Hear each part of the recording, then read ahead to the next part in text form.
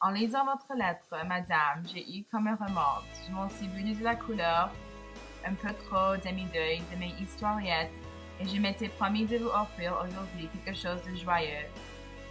Pourquoi serais-je triste après tout? Je vis à 1000 lieues des brouillards parisiens sur une colline lumineuse, dans le pays des tambourins et du vin muscat. Autour de chez moi, tout n'est que soleil et musique. J'ai des orchestres de culvents, des orphéans de mensonges. Le matin, les courlis qui font « Coureli, coureli !» À midi, les cigales, puis les pâtres qui jouent du pipe. Et les belles filles brunes qu'on entend rire dans les vignes. En vérité, l'endroit est mal choisi pour boire du noir. Je devrais plutôt expédier aux dames des poèmes couleur de rose et des pleins paniers de contes galants.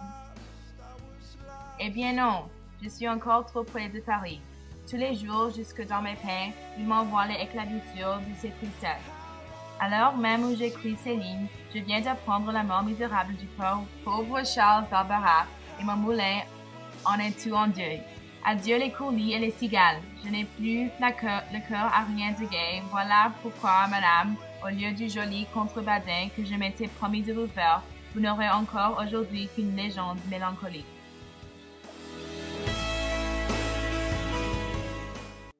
Il était un fort homme qui avait une cervelle d'or. Oui, madame, une cervelle tout en or. Lorsqu'il vint au monde, le médecin pensait que cet enfant ne vivrait pas, tant sa tête était lourde et son crâne démesuré. Il vécut son bon nom et grandit au soleil comme une beau plante d'olivier. Seulement sa grosse tête s'entraînait toujours, et c'était pitié de le voir se cogner à tous les meubles en marchant. Il tombait souvent.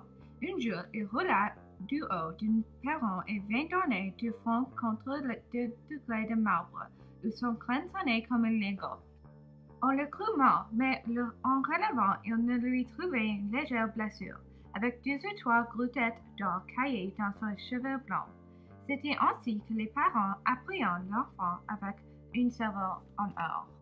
La chose fut tenue secrète. La pauvre petit lui-même ne se doutait de rien. De temps en temps, il demanderait pourquoi on ne laissait plus courir devant la porte avec les garçonnettes de la rue. Vous brûlerez mon beau trésor, lui répondait sa mère. Alors le petit avait grand peur d'être volé. Il retournait jouer tout seul sans rien dire et se triamblait lourdement d'une salle à l'autre. À 18 ans seulement, ses parents lui relèveront le don monstrueux qui le tenait du destin. Et comme ils avaient élevé et nourri jusque-là, ils demanderaient en retour un peu de son or. L'enfant n'hésitait pas. Sur l'heure même, par quel moyen, la légende ne l'est pas dit. Il s'arracha une grande morceau d'or massif, un gros morceau comme une noix, qu'il jetait fièrement sur le genou de sa mère. Puis tout évaluait la richesse qu'il portait dans la tête, plus de désir ivre de la puissance. Il quitta la maison partenaire et s'en alla à la monde en gaspillant son trésor. Très tôt, il mena sa vie royalement et s'amanda dans ses comptes. On aura dit que sa cervelle était impuissable. Elle suspensait cependant et mes yeux en pouvaient voir les yeux s'entendre la joue devenir plus creuse. Jour enfin, au matin, des bruits de fascine et la blessure qui plaisantent, s'épouvante de l'énorme prolonge qui avait déjà fait à son lingot. Il était temps de s'arrêter. De lors, cette fut une existence nouvelle.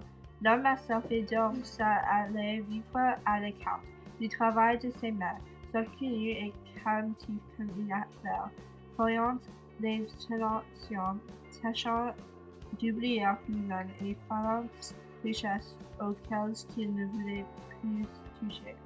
Par malheur, une amie l'avait suivi dans sa solitude et cet ami connaissait son secret. Une nuit, le pauvre homme fut réveillé sur ses rentes et par une douleur à la tête, une effroyable douleur. Il se délaissait incrédule et vit, dans un rayon de lune, l'ami qui voyait en cachant quelque chose sous son manteau. Encore un peu de cerveau qu'on lui emportait. À quel temps de là, l'homme à la Salvador devenu amoureux, et cette phrase tout fut fini. S'il aimait le malheureux de son âme, une petite femme blonde qui l'aimaient bien aussi, mais qui préféraient encore les pompons, les plumes blanches et les jolies glancements de lait, battant le long de les pointillés. Entre les mains de cette mignonne créature, moitié l'oiseau, moitié plume. Les précédents pensaient que c'était un plaisir. Elle avait tous les caprices et lui ne savait jamais dire non. Même de peur de punir, il lui cachait jusqu'à bout le triste secret de sa culture. Nous sommes donc bien riches, disait-elle. Le pauvre homme répondait. Oui, bien riches. Et il sourit avec l'amour et un petit oiseau bleu qui lui manquait une crème innocente. Quelquefois, cependant, la peur le prenait. Il avait des envies d'être laveur. Mais alors la petite femme venait vers lui et saluait et lui disait « Mon cher mari, qui est si riche, achète-moi quelque chose de bien cher. » Et lui achetait quelque chose de bien cher. Ça dura ainsi pendant 2 ans. Puis, un matin, la petite femme mourut, sans qu'on sût pourquoi, comme un oiseau. Le trésor touchant à sa fin, avec ce qui restait. Le veuf fit faire à sa chère morte de bel enterrement. Cloche de tulle follet, lourde carrosse, tendue de noix, chevaux arrachés, larmes, de l'argent, de velours. Rien ne lui parut trop vite pour lui importait son or maintenant. Il en donnait pour l'église, pour les paupers, pour les revendeuses et mortels. Il en donnait partout. Aussi, en sortant du cimetière, il ne lui restait presque plus rien à cette cervelle merveilleuse, à peine quelque chose partiel aux parois du pain. Alors, le vide s'en allait dans les rues, l'air englaré, les mains en avant, trébuchant comme un homme hiver. Le soir, à l'heure où les bazars s'illuminant, il s'arrêtait devant une large vitrine dans laquelle toute la fourrure étroite et de parure reluisait aux lumières et restait là longtemps à regarder 2 bottines de satin bleu bordées d'une duvet de cygne. C'était quelqu'un à qui ces bottines feraient plaisir, se disait en souriant, et ne le souvient déjà plus que la petite femme était morte. Il entrait pour acheter. Du fond de son arrière-boutique, la marchande entend un grand cri. Elle accourut et recula un peu en voyant un homme debout. Il s'accotait du comptoir et regardait douloureusement du l'air hébété. Il tenait d'une main les bottines bleues à bordées de cygne et présentait l'une autour du sanglier avec des raclures d'or et bout des ongles. Telle est, madame, la légende de l'homme avec la cervelle d'or. Malgré ses airs de conte fantastique, cette légende est vraie d'un bout à l'autre. Il y a pardon de pauvres gens qui se condamnent à vie de leur cerveau et plein de belles défaites avec leur morale et leur substance les moindres choses de la vie. C'est pour eux une douleur de chaque jour et puis ils sont de la survie.